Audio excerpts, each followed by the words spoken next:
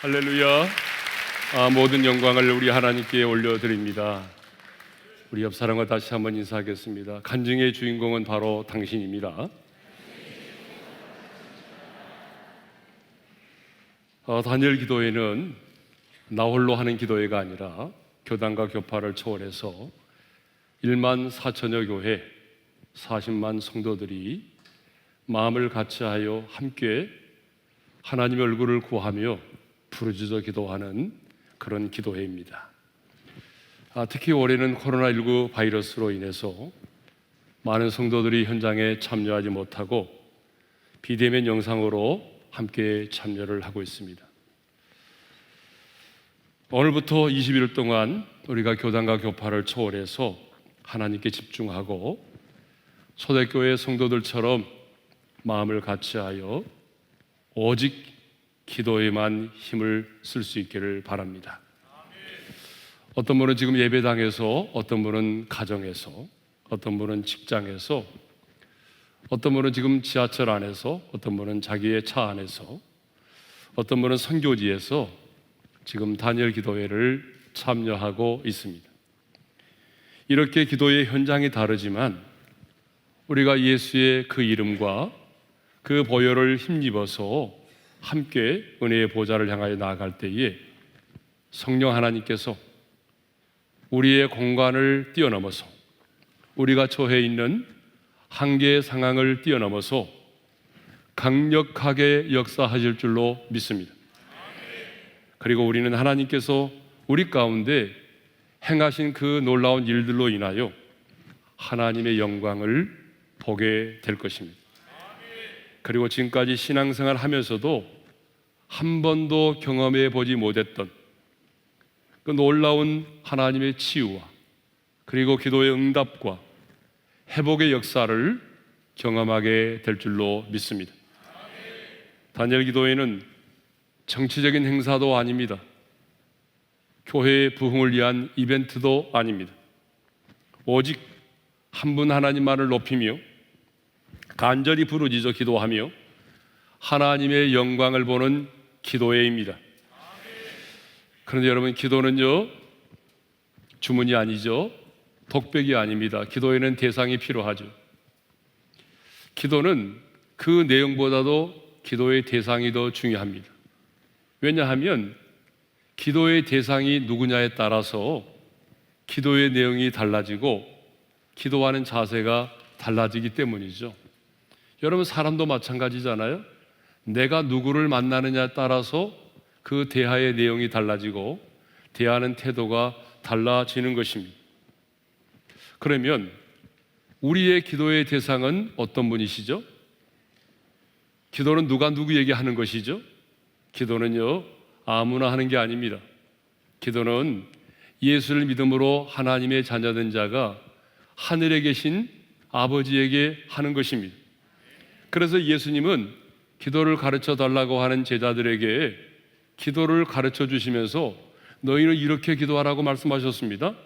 너희는 이렇게 기도하라. 누구에게? 하늘에 계신 우리 아버지요. 하늘에 계신 우리 아버지가 우리의 기도의 대상이다, 그 말입니다. 우리의 기도의 대상이 하늘에 계신 하나님 아버지시라면 기도는요 아무나 할 수 있는 것이 아니죠. 기도는 하나님의 자녀된 자만이 할 수가 있습니다. 예수를 믿고 죄 용서를 받고 하나님의 자녀된 자가 하늘에 계신 아버지께 할 수 있는 것입니다. 그런데 어떤 아버지시죠? 하늘에 계신 아버지십니다. 땅의 아버지가 아닙니다. 여러분, 땅의 아버지는요 한계가 있어요. 사랑에도 한계가 있고요, 능력에도 한계가 있어요. 도움에도 한계가 있다고요.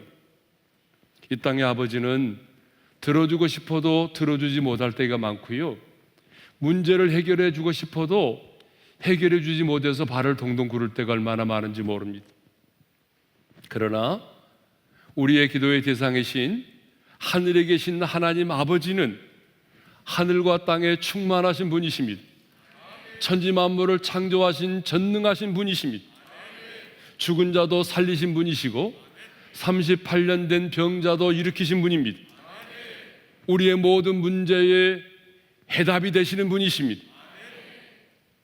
자, 오늘 우리가 읽은 본문은요, 예레미야의 기도입니다.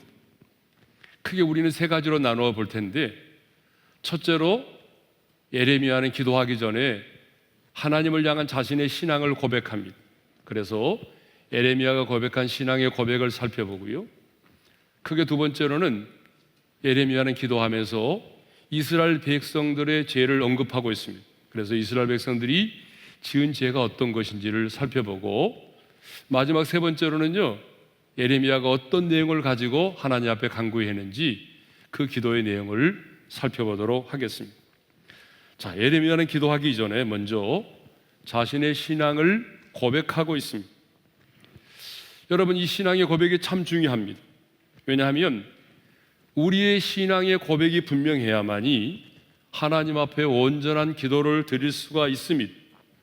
그런데 예레미야의 이 신앙의 고백을 보게 되면 예레미야는 지금 자신이 누구에게 기도하고 있는지 그 기도의 대상을 분명히 하고 있습니다. 그러면 예레미야가 기도한 그 기도의 대상인 하나님은 어떤 분이시죠? 아니, 우리가 21일 동안 간절히 부르짖어 기도해야 될 그 기도의 대상은 어떤 분이십니까? 예레미야는 가장 먼저 하나님을 영화로우신 보좌여라고 부르고 있습니다. 그러니까 예레미야의 첫 번째 신앙의 고백은 뭐예요? 영화로우신 보좌여입니다. 12절의 말씀을 읽겠습니다. 다 같이요. 영화로우신 보좌여, 시작부터 높이 계시며 우리의 성소이시며. 영화로우신 보좌여라고 하는 이 말은 우리 하나님이 영화로우신 보좌에 계신 분이다, 그 말이에요. 여러분, 보좌는 어떤 것이죠? 보좌는요, 왕이신 하나님이 통치하시는 곳이에요. 그러니까 왕 되신 주님이 통치하시는 곳이 보좌입니다. 그러므로 하나님께서 영화로운 보좌에 계신다고 하는 말은 하나님이 어떤 분이시라는 거죠? 하나님이 만왕의 왕이시고 만유의 주가 되시는 분이라는 거예요.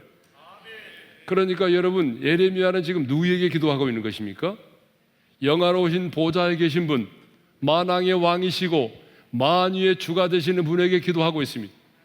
여러분, 우리 역시 21일 동안 누구에게 기도합니까? 만왕의 왕이시고 만유의 주가 되시는 그 주님께 기도하는 것이죠. 그러면 언제부터 그 영화로운 보좌에 계셨습니까? 이렇게 말씀하고 있어요. 시작부터 높이 계심이. 이 세상을 창조하기 전부터 우리 하나님은 영화로운 보좌에 높이 계신 분이십니다. 여러분, 하나님은 영이시잖아요.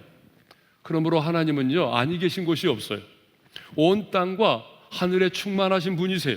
하지만 신구약 성경을 보게 되면 하나님이 거하시는 처소를 늘 영광의 보좌로 말씀하고 있어요. 여러분, 그렇죠? 하나님은 온 땅과 하늘에 충만하신 분이지만, 그런데 하나님이 거하시는 처소를 늘 영광의 보좌로 말씀하고 있다고.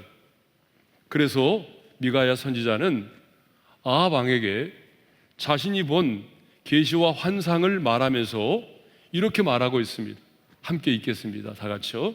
내가 보니 여호와께서 그의 보좌에 앉으셨고 하늘의 만군이 그의 좌우편에 모시고 서 있는데, 하나님이 자신에게 환상 중에 하나님의 보좌를 보여주셨는데요, 여호와께서 그 보좌에 앉으셨고 하늘의 만군, 곧 하나님을 수종드는 천군 천사들이 하나님의 보좌의 좌우편에 서 있었다라고 하는 거예요. 이사야 선지자는 우시야 왕이 죽던 해에 하나님의 영광의 보좌를 보았어요. 이사야 6장 1절의 말씀을 읽겠습니다. 다 같이요. 우시야 왕이 죽던 해에 내가 본즉 주께서 높이 들린 보좌에 앉으셨는데 그의 옷자락은 성전에 가득하였고, 그리고 우리 읽지 않지만 2절에서 3절을 보게 되면 그 하나님의 보좌 앞에 6 날개를 가진 스랍들 천사들이 있는데요, 2 날개로는 얼굴을 가리우고 2 날개로는 발을 가리우고 2 날개로는 하나님의 보좌 앞에서 날면서 거룩하다 거룩하다 거룩하다 삼중 거룩성을 부르면서 하나님을 찬양하고 있습니다. 다니엘도 하나님의 영광의 보좌를 보았습니다.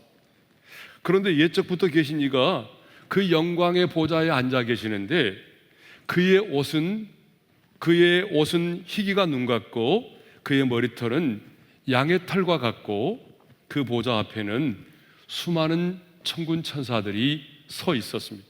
여러분 상상력을 한번 동원해 보십시오. 하나님의 보좌가 어떤 곳인지. 에스겔 선지자도 하나님의 영광의 보좌를 보았는데요, 에스겔 1장과 10장에 나오는 하나님의 보좌의 그 모습이 요한계시록 4장과 5장에 나오는 그 영광의 모습과 동일합니다. 요한계시록을 보게 되면 반모섬에서 유배 중이던 사도 요한이 성령에 이끌림 받아요 하늘의 열린 문 안으로 들어가서 하나님의 보좌의 영광을 보았습니다. 자, 요한계시록 4장 2절인데요, 우리 함께 읽겠습니다. 다 같이요. 내가 곧 성령에 감동되었더니 보라, 하늘의 보좌를 베풀었고 그 보좌 위에 앉으신 이가 있는데, 요한은요 하늘의 열린 문 안으로 들어가서 하늘에서 예배를 드리는 천상의 예배의 장면을 보았어요. 여러분, 우리가 장차 하나님의 나라에 가게 되면 천상에서 이런 예배를 드릴 텐데, 사도 요한은 이렇게 하늘의 열린 문 안으로 들어가서 그 천국에서 드려지는 예배의 장면을 보았어요. 요한계시록 7장도 보게 되면 아무도 셀 수 없는 큰 무리가 나와서 흰 옷을 입고 종려 가지를 들고 하나님의 보좌 앞과 어린 양 앞에서 큰 소리로 구원하심이 보좌에 앉으신 우리 하나님과 어린 양에게 있도다라고 찬양을 하고 있습니다. 요한계시록 19장 4절도 보게 되면 24장로와 네 생물들이 엎드려서 보좌에 앉으신 하나님께 경배를 드리고 있습니다. 제가 인터넷상에서 한번 그림을 찾아봤는데요, 사람들이 상상을 동원해서 말씀을 근거로 하나님의 영광의 보좌의 모습을 그려놓은 거예요. 그러나 저 그림도 정확하지 않아요. 예? 어떻게 우리가 하나님의 영광의 보좌를 정말 설명할 길이 없어요. 인간의 언어를 가지고는 다 설명할 길이 없는 거죠. 자, 여기 나오는 24장로들은 누구를 말하죠?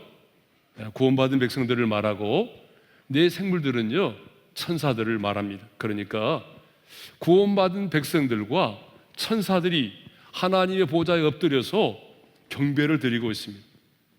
여러분, 이것을 보게 되면요, 하나님의 보좌 앞에는 찬양과 경배가 떠나지 않는다는 사실입니다. 하나님의 보좌는요 찬양이 떠나지 않아요.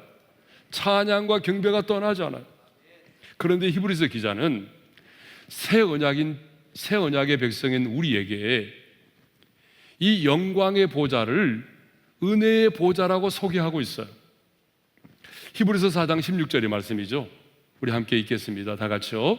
그러므로 우리는 긍휼하심을 받고 때를 따라 돕는 은혜를 얻기 위하여 은혜의 보좌 앞에 담대히 나아갈 것이니라. 그러니까 성경을 보게 되면요, 은혜의 보좌가 있고요, 심판의 보좌가 있습니다. 여러분, 우리는 절대로 심판의 보좌 앞에 서서는 안 됩니다.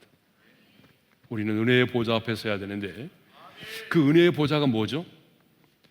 은혜의 보좌는 하나님의 보좌로서 하나님께서 좌정하시며 하나님께서 통치하시는 것을 말하는 거예요.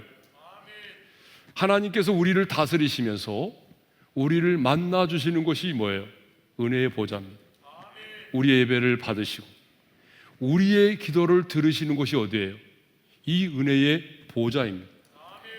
그리고 하나님께서 우리에게 은혜를 베풀어 주시는 것이 이 은혜의 보좌입니다.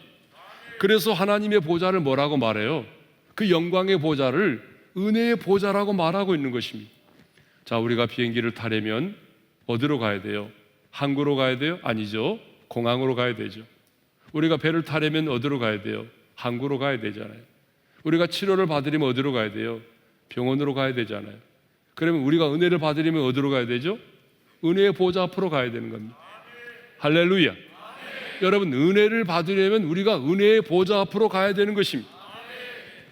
우리가 긍휼하심을 받고 때를 따라 도우시는 하나님의 은혜를 얻으려면 어디로 가야 돼요? 은혜의 보좌 앞으로 가야 됩니다. 여러분, 은혜의 보좌 앞으로 담대히 나가십시오. 아무리 넘어졌어도요, 아무리 망가졌어도요, 아무리 실수를 많이 했어도요, 아무리 더럽혀졌어도요, 여러분, 우리가 은혜의 보좌 앞에 나아가면 하나님께서 우리를 용납해 주시고, 우리를 싸매어 주시고, 우리를 치료해 주시고, 우리를 일으켜 세워 주십니다. 우리는 그 은혜의 보좌 앞에서 쌓아두신 하나님의 은혜를 경험할 수 있습니다. 그러니까 하나님의 사람은요, 넘어졌어도 은혜의 보좌 앞에 나가야 돼요. 망가졌어도 은혜의 보좌 앞에 나가야 됩니다. 그러면 누가 이 은혜의 보좌 앞에 나갑니까? 예수의 보혈을 힘입는 자들입니다. 그래서 요한계시록 7장 14절을 보게 되면 어린 양의 피에 그 옷을 씻어 희귀한 자들이 하나님의 보좌 앞에 이를 수 있다라고 말하고 있어요. 우리 한번 읽겠습니다. 다 같이요. 어린 양의 피에 그 옷을 씻어 희귀하였느니라. 그러므로 그들이 하나님의 보좌 앞에 있고, 어린 양의 피에 그 옷을 씻어 희귀한 자들은 누구를 말하죠? 예수를 믿음으로 말미암아 제삼을 얻고 하나님의 자녀가 된 자들을 말합니다. 그러면 왜 예수를 믿고 제삼을 얻는 자만이 은혜의 보좌 앞에 나갈 수 있을까요? 그것은 예수님이 십자가에 달려 죽으사 그 피로 영원한 속죄를 이루셨기 때문입니다. 히브리서 9장 12절의 말씀도 읽겠습니다. 다 같이요. 염소와 송아지의 피로 하지 아니하고 오직 자기의 피로 영원한 속죄를 이루사 단번에 성소에 들어가셨느니라. 여러분, 구약 시대에는요, 하나님 앞에 나가려고 할 때마다 어떻게 해야 돼요? 짐승을 잡아가지고 피의 제사를 드려야만 했습니다. 그러나 이제 우리는 짐승의 피를 가지고 제사를 드리지 않아요. 예수님께서 자기 피로 단번에 영원한 속죄를 이루셨기 때문에 예수의 보혈, 예수의 피를 힘입기만 하면 여러분, 누구든지 은혜의 보좌 앞에 나아갈 수가 있습니다. 그래서 히브리서 기자는 이렇게 말하고 있어요. 히브리서 10장 19절입니다. 다 같이요. 그러므로 형제들아, 우리가 예수의 피를 힘입어 성소에 들어갈 담력을 얻었나니, 예수의 피로 죄를 씻음 받고 그 피를 힘입은 자들은 언제든지 심판의 보좌가 아닌 은혜의 보좌 앞에 나아갈 수 있다는 거예요. 그렇지만 여러분, 세상에서 아무리 선하게 살고 의롭게 살아도 자신의 행실과 의로움으로는 하나님의 은혜의 보좌 앞에 나갈 수가 없습니다. 오직 예수의 피를 힘입은 자들만이 은혜의 보좌 앞에 나갈 수가 있습니다. 그런데 하나님의 보좌 앞에는요, 뭐가 끊어지지 않는다고 그랬어요? 찬양과 경배가 끊어지지 않습니다. 그러므로 우리도 시편 기자의 고백처럼 찬송함으로 그 궁정에 들어가야 합니다. 시편 100편 4절의 말씀을 읽겠습니다. 찬송함으로 그의 궁정에 들어가서 그에게 감사하며 그의 이름을 송축할지어다. 여러분, 궁정은 어떤 곳입니까? 궁정은요, 왕의 보좌가 있는 곳입니다. 그러면 왜 우리는 찬송함으로 왕의 보좌가 있는 그 궁정으로 들어가야 되죠? 그것은 우리 하나님이 이스라엘의 찬송 중에 거하시는 분이시기 때문입니다.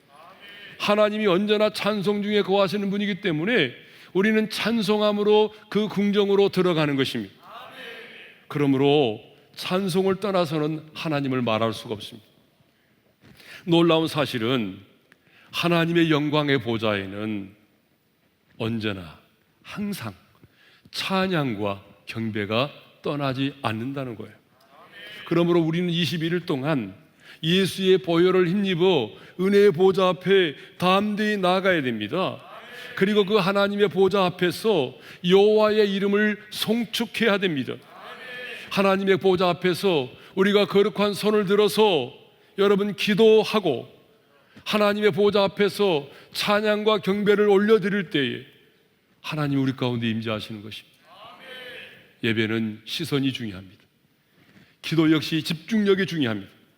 여러분, 오늘부터 21일 동안 여러분 자신에게 집중하지 마시고 여러분의 문제를 바라보지 마시고 영광의 보좌를 바라보시기를 바랍니다. 여러분, 왜 우리가 하나님의 보좌를 향하여 나가야 합니까? 왜 우리는 찬송함으로 그 궁정에 들어가야 됩니까? 왜 우리는 예수의 피를 힘입어 그 은혜의 보좌 앞에 나가야 합니까? 그 이유가 있습니다. 우리가 예배하는 그 현장이, 우리가 기도하는 그 현장이 바로 주의 거룩한 성소가 되기 때문입니다. 그래서 예레미야는 이렇게 고백합니다. 12절에서 이렇게 고백하고 있어요. 함께 읽겠습니다. 영화로우신 보좌여, 시작부터 높이 계시며 우리의 성소이시며, 하나님이 우리의 성소가 되어주신다는 거예요. 여러분, 구약에서의 성소는요, 하나님께서 거룩하게 구별하여 놓은 곳이 성소입니다. 하나님께서 임재하시는 곳이 성소입니다. 하나님은 영이시기 때문에 사람은 하나님을 볼 수가 없어요. 하지만 영이신 하나님께서 땅에 있는 당신의 백성들을 만나주시는 특별한 처소가 어디냐? 바로 성소였습니다. 그러므로 성소는요, 땅에 있지만 땅에 속한 영역이 아닙니다. 하늘에 속한 영역입니다. 하나님을 예배하는 자리, 하나님의 임재를 경험하는 자리가 바로 구약에서의 성소였습니다. 그렇다면 새 언약의 백성인 저와 여러분에게 있어서 성소는 어디일까요? 오늘 우리가 예배하는 바로 이 자리가 성소입니다. 더 이상 예루살렘이 아닙니다. 어떤 특정한 장소가 아닙니다. 그래서 사도 바울은 예수를 믿은 우리 한 사람 한 사람이 하나님의 성령이 거하시는 성전이라고 말하고 있잖아요. 고린도전서 3장 16절의 말씀을 읽겠습니다. 다 같이요. 너희는 너희가 하나님의 성전인 것과 하나님의 성령이 너희 안에 계시는 것을 알지 못하느냐. 그러니까 오늘 저와 여러분이 바로 하나님의 성전입니다. 더 이상 건물은 성전이 아닙니다. 성령님이 내주하시는 우리 한 사람 한 사람이 성전입니다. 그러므로 우리는 20일 동안 하나님을 찬양하고 부르짖어 기도하는 우리 한 사람 한 사람이 성전이 되도록 해야 됩니다. 아니, 우리가 머물러 있고 우리가 기도하는 그 현장, 예배당일 수도 있고 여러분의 거실일 수도 있고 여러분 차 안일 수도 있고 선교지일 수도 있습니다. 여러분이 기도하고 하나님을 찬양하는 그 기도의 현장이 하나님이 임재하시는 거룩한 성소가 되게 해야 합니다. 여러분, 하나님이 임재하시면 그 성소는 이 땅에 속하지만 이 땅에 속한 영역이 아니라 여러분 하늘에 속한 영역이 되는 것입니다. 이렇게 내가 머물러 있는 그 현장이 하나님의 임재가 있는 거룩한 성소가 되게 하려면 예수의 피를 힘입어 은혜의 보좌 앞에 나가야 합니다. 하나님과 우리 사이에 유일한 중보자가 되시는 예수의 이름을 의지하여 나아가야 합니다. 그래서 우리 예수님은 이렇게 말씀하셨습니다. 마태복음 18장 20절이죠. 함께 읽겠습니다. 다 같이요. 두세 사람이 내 이름으로 모인 곳에는 나도 그들 중에 있느니라. 여러분, 이 말씀 굉장히 중요한 말씀입니다. 몇 사람이 모이느냐가 중요한 게 아닙니다. 예수의 이름으로 모이는 것이 중요하다는 거예요. 그러면 예수의 이름으로 모인다는 것은 뭐죠? 예수의 이름으로 모인다는 게 뭐예요? 여러분, 예수의 이름으로 모인다는 것은 예수님이 그 모임에, 그 현장의 중심이 되신다는 거예요. 그러니까 우리의 현장 가운데, 우리의 모임 가운데 예수님에 관한 말씀이 증거되고 선포되고, 그리고 예수님을 찬양하고, 그리고 하나님과 우리 사이의 유일한 중보자가 되시는 예수님의 이름으로 기도하면 주님께서 어떻게 약속하셨어요? 나도 그들 중에 있느니라. 세상 끝날까지 함께 하겠다고 약속하신 그 주님이 영으로 그 현장 가운데 함께 하신다는 것입니다. 그러니까 주님은 지금 이 현장 가운데 계십니다. 여러분의 거실에도 여러분 우리가 주님의 이름으로 모여 있다면 우리 현장의 중심이 예수 그리스도이시고 예수님을 찬양하고 예수님의 이름으로 기도하고 있다면 여러분, 주님은 그 현장 가운데 영으로 지금 우리와 함께 하고 계신 것입니다. 왕이신 주님께서 이곳에 보좌를 펴시고 그 기도 현장 가운데 좌정하시면 하나님의 나라가 우리 가운데 임합니다. 하나님의 나라는 하나님의 통치를 말합니다. 그러므로 하나님의 나라가 임하면 하나님의 영광이 임할 줄로 믿습니다. 하나님의 나라가 임하면 어둠의 영이 떠나갑니다. 하나님의 나라가 임하면 사탄의 경관진이 무너집니다. 악한 영들이 떠나가고요, 놀라운 치유와 회복의 역사가 일어나는 것입니다. 30년, 제가 이제 30년 목회를 했습니다. 30년 전의 목회를 한마디로 말하라고 하면 저는 하나님의 임재라고 말하고 싶습니다. 우리 교회 첫 번째 비전은요, 하나님의 임재가 충만한 교회가 되는 것입니다. 그동안 우리는 하나님의 임재 가운데서 예배를 드려왔고 그 하나님의 임재 속에서 시대의 부흥을 경험했습니다. 여러분, 우리 교회가 이렇게 짧은 기간에 정말 놀랍도록 부흥을 하고 시대적인 사명을 감당하게 된 것도 바로 하나님의 임재가 있었기 때문이죠. 1998년에 시작된 다니엘 기도회가 이제는 한국을 뛰어넘어서 온 열방과 함께하는 이 기도회가 된 것도 여러분 뭐가 있습니까? 하나님의 임재가 있었기 때문입니다. 하나님의 임재가 없다면 여러분 이 기도의 지경이 넓혀질 수가 없는 것입니다. 하나님이 임하시면, 하나님께서 임재하시면 하늘의 문이 열리고 기도의 문이 열립니다. 묶인 것들이 풀어지고 닫힌 것들이 열려지는 놀라운 역사가 일어나는 것입니다. 그러므로 우리는 하나님의 보좌에 집중해야 합니다. 여러분, 기도를 드릴 때도 하나님과 우리 사이의 유일한 중보자가 되시는 예수 그리스도의 이름을 힘입어 기도하시기를 바랍니다.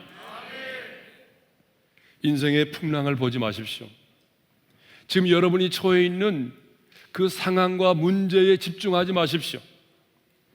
선포되는 시간마다 선포되는 하나님의 말씀에 집중하십시오. 그리고 하나님의 임재 가운데 우리 자신들이 있을 수 있도록 우리가 처하고 있는 그 현장이 하나님의 거룩한 성소가 되도록 하십시오. 그래서 하나님이 임재하시면요, 여러분, 우리는 하나님의 나라를 맛보고 경험할 수가 있습니다. 자, 두 번째로 예레미야는요, 이스라엘의 소망이신 여호와여라고 신앙을 고백합니다. 예레미야는 하나님을 이스라엘의 소망이라고 고백하고 있어요. 여러분, 소망이란 히브리어는요, 간절한 기대감으로 기다린다고 하는 그런 단어에서 유래를 했습니다. 그러니까 여러분, 소망이란 막연히 시간이 지나가면 좋아질 거야, 괜찮아질 거야, 이게 아니에요. 성경이 말하고 있는 소망은요, 소망의 근거인 약속의 말씀을 붙들고 간절히 기다리는 것이 소망입니다. 내가 염원하는 것이 소망이 아니라 하나님의 약속의 말씀을 붙들고 간절히 기다리는 것이 소망입니다. 그런데 예레미야는 이스라엘의 소망이신 여호와여라고 고백하고 있어요. 여러분, 이렇게 고백한 것은 하나님께서 예레미야 선지자를 통해서 바벨론 포로 생활 70년이 차면 예루살렘으로 돌아올 거라고 말씀하셨기 때문입니다. 그러므로 예레미야에게서 소망은 뭘까요? 하나님의 징계 가운데 있는 이스라엘 백성들이 바벨론의 압제에서 벗어나서 70년의 포로 생활을 청산하고 예루살렘으로 돌아오는 것이 지금 예레미야가 기다리고 있는 소망이었습니다. 이것이 예레미야의 소망입니다. 그리고 이 소망을 이룰 수 있는 분은 오직 하나님 한 분이심을 믿었습니다. 그래서 예레미야는 지금 이스라엘의 소망이신 여호와여라고 고백하고 있는 것입니다. 이스라엘의 소망이신 여호와여라고 고백하고 있는 것입니다. 왜요? 바벨론의 포로 생활 70년을 차면 하나님께서 예루살렘으로 돌아오게 할 것이라고 약속하셨기 때문이죠. 그렇다면 오늘 여러분에게 있어서 소망은 무엇입니까? 지금 여러분들이 약속의 말씀을 붙들고 기도하며 기다리며 소망하는 것은 무엇입니까? 다시 오실 우리 주님이십니까? 가족의 구원입니까?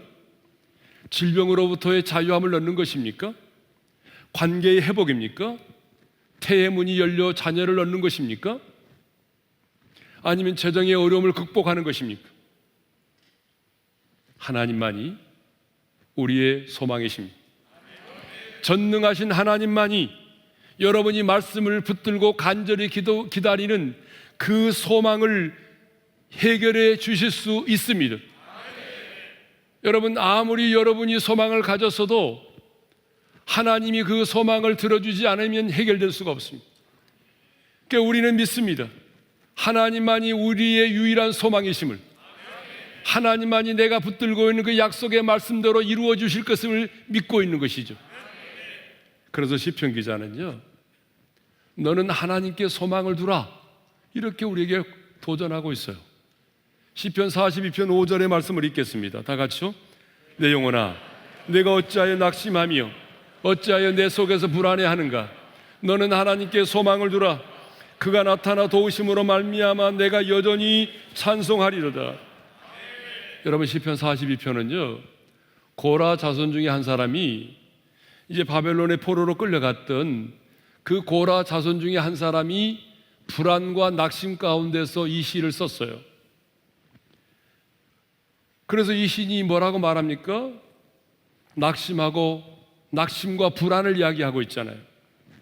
왜 낙심하고 불안해하고 있어요? 세 가지 이유 때문이에요. 여러분, 첫째는요, 사람들의 조롱과 멸시 때문이에요. 3절의 말씀을 읽겠습니다. 다 같이요. 사람들이 종일 내게 하는 말이 네 하나님이 어디 있느냐 하오니 내 눈물이 쥐하러 내 음식이 되었도다. 여러분, 바벨론의 포로로 끌려와 있는 것도 속상한데 사람들이 자꾸 하는 말이 이렇게 말한다는 거예요. 하나님이 살아계신다면, 아니 하나님을 믿는 하나님의 백성들이 왜 이곳까지 끌려와서 포로 생활을 해? 이렇게 말한다는 거죠. 여러분, 이 세상의 사람들 역시 마찬가지 아니에요? 끊임없이 우리에게 이렇게 말하죠. 네 하나님 어디 있느냐? 하나님의 이름을 조롱하고 멸시하잖아요. 세상의 사람들은 항상 눈에 보이는 것만을 가지고 판단하거든요. 정말 하나님이 살아계셔? 그렇다면 왜 이런 일이 일어나야 되는 거야? 정말 하나님이 너를 사랑하신다면 너의 가정에는 왜 이런 일이 일어났지? 아니, 하나님이 살아계신다면, 하나님이 계신다면 너의 자녀는 왜 그 모양이야? 여러분, 이렇게 세상의 사람들은 눈에 보이는 그 현상만을 가지고 우리를 판단하죠. 그리고 하나님을 조롱합니다. 하나님의 깊으신 섭리와 그 의미를 알지 못하기 때문에 그들은 당장 눈에 비춰진 현상만을 가지고 하나님을 조롱하고 멸시합니다. 이 신이 왜 낙심하고 불안한지 아세요? 이렇게 세상 사람들이 하나님을 조롱하고 멸시했기 때문이에요. 두 번째로는 하나님이 침묵이에요. 그래서 2절에 이런 말씀이 있어요. 주는 나의 힘이 되신 하나님이시거늘 어찌하여 나를 버리셨나이까? 시인은 오랫동안 불의한 자들에 의한 억압이 계속될 때에 하나님이 나를 버리신 것처럼 느껴졌어요. 마땅히 내게 힘이 되어야 될 하나님이 나를 버리신 것처럼 느껴졌어요. 그래서 시인은 시편 42편과 43편은 동일한 저자가 지은 시인데 그 시편 42편과 43편에 보게 되면 어찌하여라고 하는 말이 무려 10번이나 나옵니다. 어찌하여 나를 버리셨나이까? 어찌하여 나를 버리셨나이까? 그런데 여러분, 우리도 마찬가지잖아요. 이 시만 그런 게 아니고 우리도 마찬가지예요. 내 인생의 고난이 길어지고 이해되지 않는 일이 내 인생 가운데 자꾸 일어나게 되면 하나님 정말 나를 기억하고 계십니까? 하나님 혹시 나를 잊으신 거 아니에요? 나를 버리셨나요? 이런 생각이 들잖아요.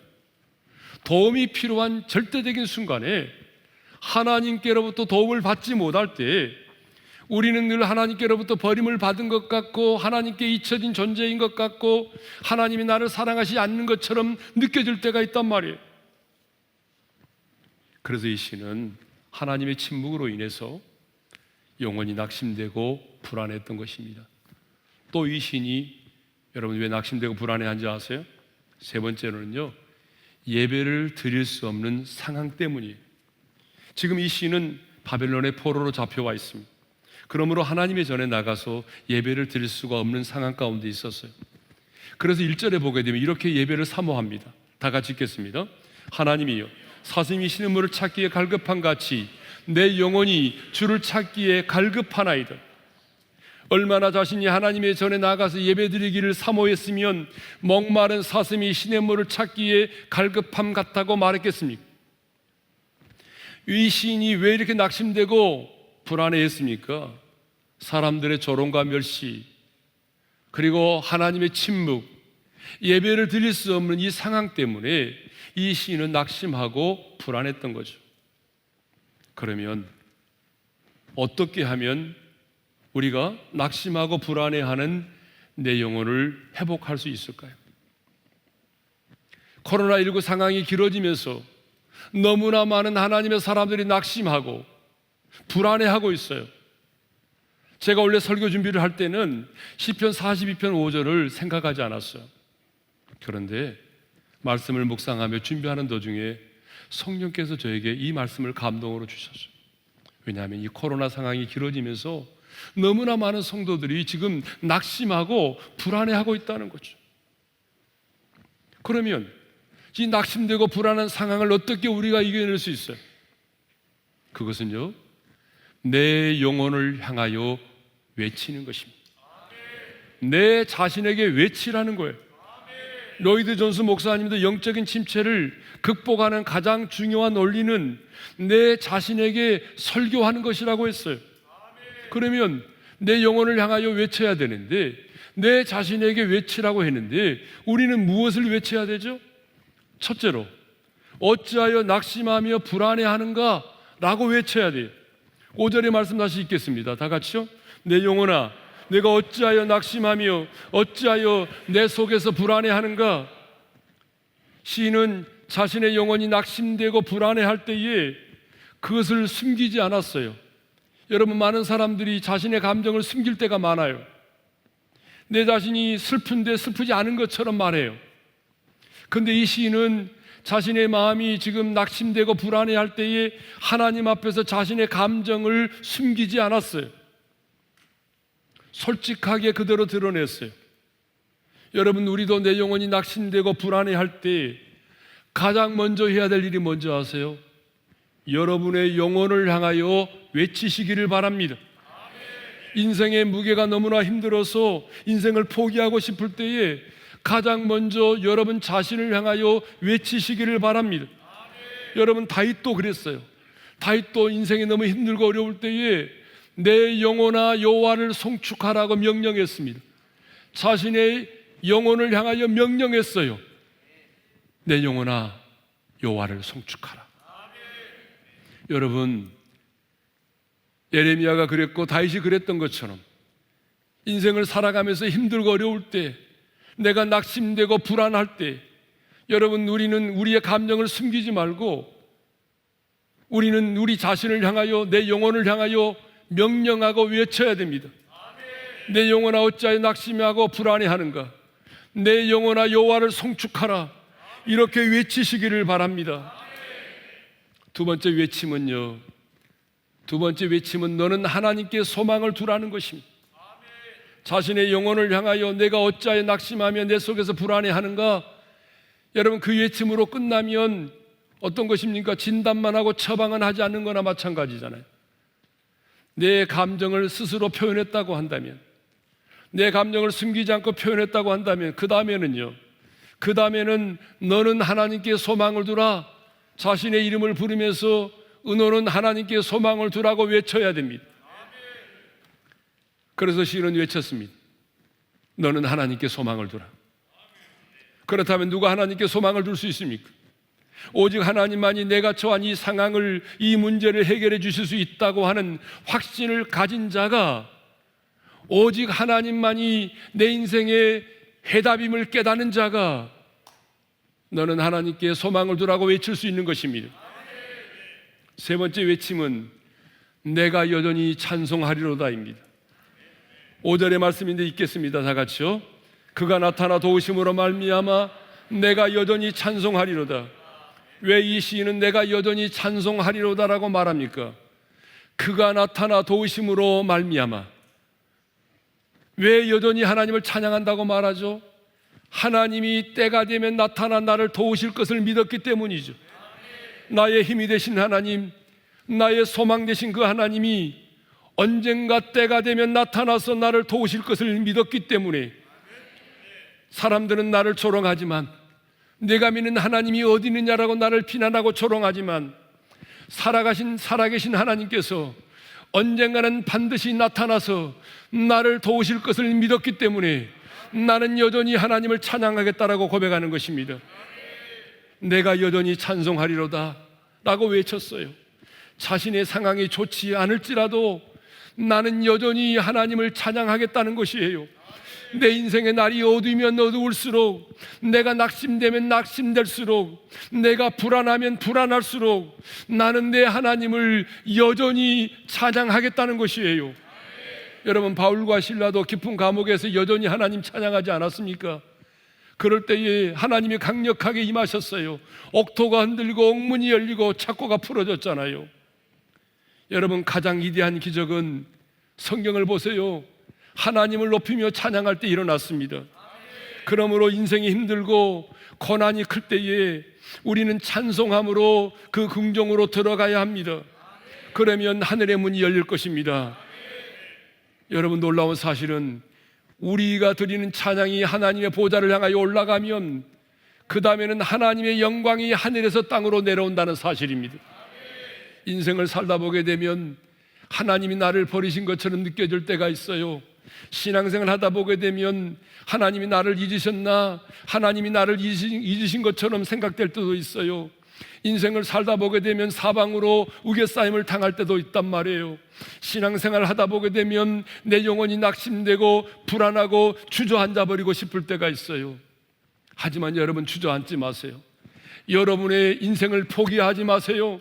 하나님을 원망하지 마세요. 여러분의 영혼을 향하여, 여러분 자신을 향하여 힘차게 외치세요. 여러분, 한번 우리 외쳐볼까요? 내 영혼아 어찌하여 낙심하고 불안해하느냐. 다 같이 시작. 내 영혼아 어찌하여 낙심하고 불안해하느냐. 내 영혼아 하나님께 소망을 두라. 나는 여전히 하나님을 찬송하리로다. 여러분, 다시 한번 힘있게 다시 한번 외쳐봅시다. 다 같이요. 내 영혼아 어찌하여 낙심하고 불안해하느냐. 내 영혼아 하나님께 소망을 두라. 나는 여전히 하나님을 찬송하리라. 이렇게 외치며 나아갈 때에 여러분, 때가 되면 그 하나님이 나타나 우리를 도우실 것입니다. 그래서 우리는 여전히 도우시는 그 하나님을 더 크게 찬양하게 될 것입니다. 하나님은 고개 숙인 당신의 영혼이 다시 일어서기를 원하십니다. 아무리 힘들고 괴로워도 소망이 있는 자는 기도할 수 있습니다. 소망을 가진 자는 기다릴 수가 있습니다. 그래서 예레미야는 이스라엘의 소망이신 여호와여라고 고백했고, 시편 기자는 너는 하나님께 소망을 두라고 고백했던 것입니다. 이제는 크게 두 번째로 이스라엘 백성들의 죄를 말씀드리겠습니다. 예레미야는 이렇게 하나님에 대한 신앙을 고백한 다음에 이스라엘 백성들의 죄를 언급하고 있어요. 첫 번째 이스라엘 백성들의 죄가 무엇입니까? 이스라엘의 소망이신 여호와를 버렸다는 거예요.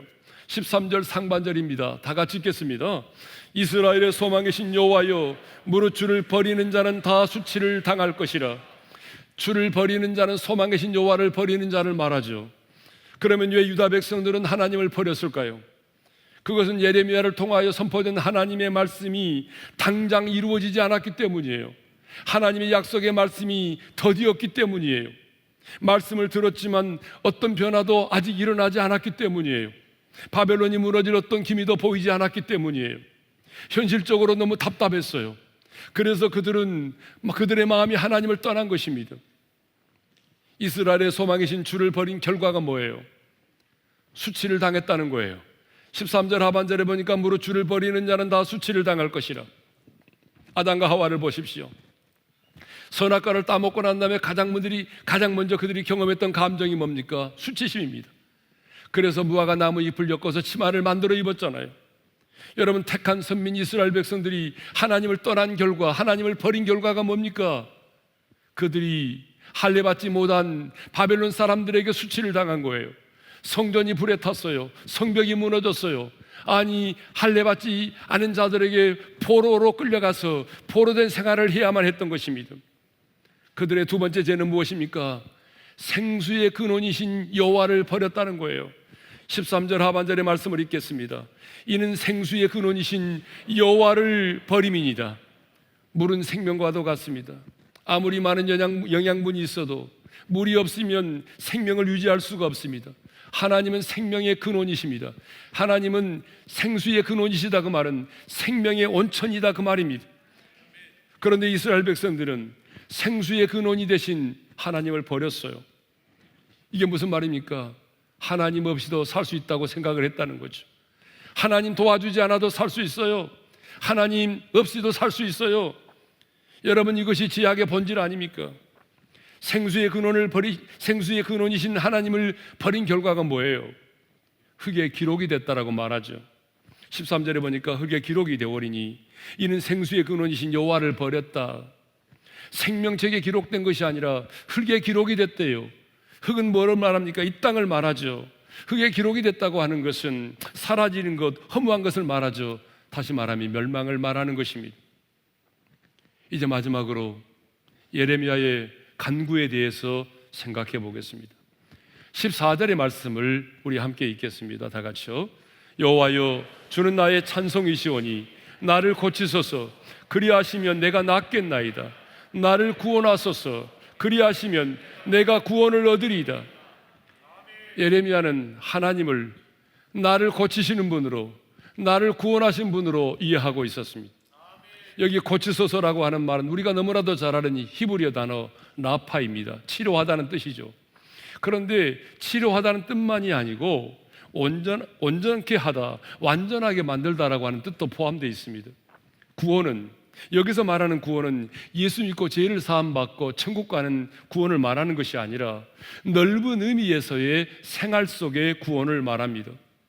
그런데 여러분, 예레미야는 지금 확신을 가지고 기도합니다. 나를 고치소서. 그리하면 내가 낫겠나이다. 나를 구원하소서. 그리하시면 내가 구원을 얻으리이다. 여러분, 말씀을 잘 보십시오. 나을 것이다, 구원을 얻을 것이다가 아닙니다. 낫겠나이다, 구원을 얻으리이다. 여러분, 이 말이 무슨 말이에요?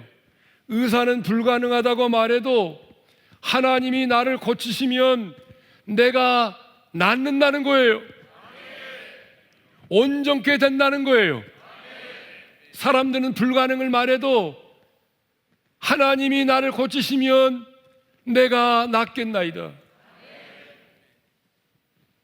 여러분, 내가 지금 기가 막힌 웅덩이와 수렁 가운데 빠져 있을지라도 하나님이 나를 구원하시면 내가 구원을 받을 수 있다는 거예요. 사람들이 볼 때는 끝장이다라고 말하지만 하나님이 나를 구원하시면 내가 구원을 받는다는 거예요. 지금의 상황을 이겨낼 수 있다는 거예요. 그래서 예레미야는 확신을 가지고 이렇게 찬양합니다. 여호와여, 주는 나의 찬송이시오니. 여러분, 이 말은 무슨 말입니까? 하나님께서 자신을 고치실 것이고 구원하실 것임을 확신했기 때문에 나는 주님을 찬양한다는 거예요. 예레미야는 고침을 받았기 때문에, 어려운 상황으로부터 구원을 받았기 때문에 주님을 찬양하겠다는 것이 아닙니다. 주께서 나를 고치실 것을 확신했기 때문에, 주님이 나를 구원하실 것임을 확신했기 때문에 나는 여전히 주님을 찬양한다는 것입니다. 그러니까 예레미야가 주님을 찬양하겠다는 이유는 뭐예요? 내가 이미 고침을 받았기 때문이 아니에요. 주님께서 나를 고쳐주실 것을 믿었기 때문입니다. 그런데 우리에게는 죄송하지만 이 믿음이 없어요. 우리의 가장 큰 문제는 문제가 커서가 아닙니다.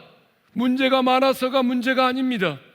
우리에게 하나님의 보좌를 움직일 수 있는 이 믿음이 없다는 거예요. 예레미야처럼 나를 고치소서, 그리하시면 내가 낫겠나이다.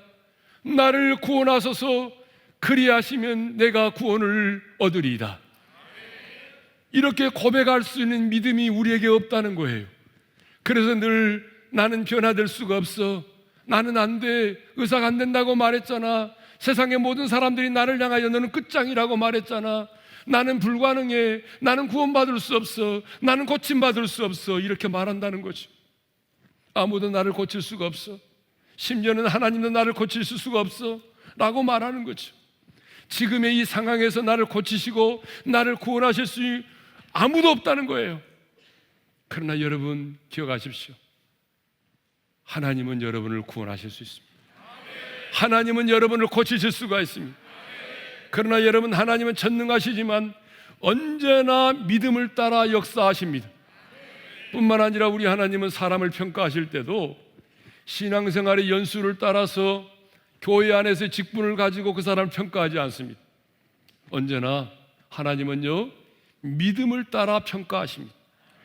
한센병을 고침받고 돌아와 감사하는 자에게도 내 믿음이 너를 구원하였느니라고 말씀하셨습니다. 백부장의 하인을 고치실 때도 내 믿음대로 될지어다라고 말씀하셨습니다. 12회를 혈중으로 앓고 있던 여자를 고치실 때도 내 믿음이 너를 구원하였으니 평안히 가라고 말씀하셨습니다. 제자들을 책망하실 때도 어찌하여 무서워하느냐, 믿음이 적은 자들이라고 책망하셨습니다. 귀신 들린 가나안의 여인의 딸을 자유케 하실 때도 여자여 내 믿음이 크도다, 내 소원대로 되리라고 말씀하셨습니다. 그러므로 여러분, 나를 바라보지 말고 내가 처해 있는 상황과 문제를 바라보지 말고 사탄이 가져다주는 생각을 받아들이지 말고 여러분, 주의 보혈을 의지하여 주님의 보좌 앞으로 담대히 나가시기를 바랍니다. 은혜의 보좌 앞으로 담대히 나가시기를 바랍니다. 그리고 이렇게 선포하십시오. 주님, 나를 고치소서, 그리하시면 내가 고쳐지리이다. 주님, 나를 구원하소서, 그리하시면 내가 구원을 얻으리이다.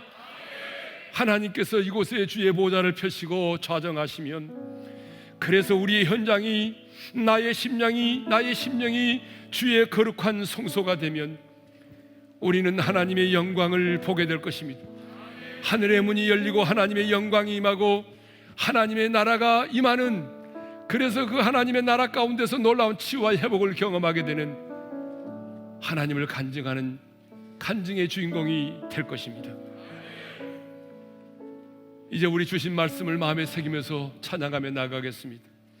하늘의 문을 여소서, 이곳을 주목하소서. 오늘 우리가 예배하고 기도하는 그 현장이 하나님의 임재가 충만한 현장이 되기를 소망하면서 이 찬양을 드리며 나갑니다. 하늘의 문을 여소서, 이곳을 주목하소서. 주를 향한 노래가 꺼지지 않으니